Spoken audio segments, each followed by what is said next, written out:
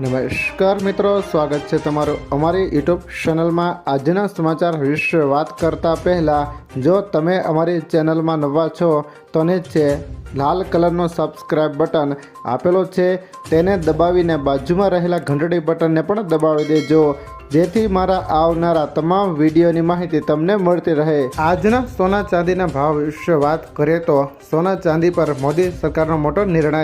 મોદી સરકારે સોના અને ચાંદીના ઇમ્પોર્ટ બેઝ પ્રાઇસમાં મોટો ઘટાડો કર્યો છે। સોનાની બેઝ ઇમ્પોર્ટ કિંમત $80 ઘટાડીને $1,343 પ્રતિ 10 ગ્રામ અને ચાંદીની કિંમત $276 ઘટાડીને $2,092 પ્રતિ કિલોગ્રામ કરવામાં આવી છે। આ આયાત કિંમતના આધારે જ ટેક્સ નક્કી થાય છે। સરકારના આ નિર્ણયથી આયાતકારોને મોટો ફાયદો થશે અને સ્થાનિક બજારમાં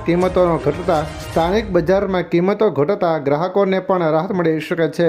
આ અઠવાડિયે સોનાના ભાવમાં નોંધપાત્ર વધઘટ જોવા મળી છે। મધ્ય પૂર્વના સમાચારોની સોનાના ભાવ પર સૌથી વધુ અસર પડી છે। શરૂઆતમાં યુએસ ઈરાન સંઘર્ષ વધ્યો, ત્યારબાદ ક્રૂડ ઓઇલના ભાવમાં વધારો થયો, જેના કારણે સોનાના ભાવમાં નોંધપાત્ર ઘટાડો થયો।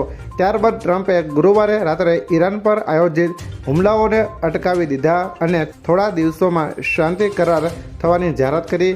આના કારણે ક્રૂડ ઓઇલના ભાવમાં ઘટાડો થયો, જેના કારણે સોનાના ભાવમાં વધારો થયો। આજે સોનાના ભાવ શું છે?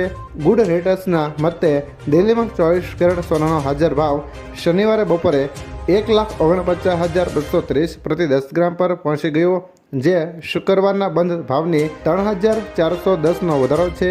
વધુમાં 22 કેરેટ સોનાનો ભાવ 450 વધીને 1,46,800 પ્રતિ 10 ગ્રામ પર પહોંચ્યો।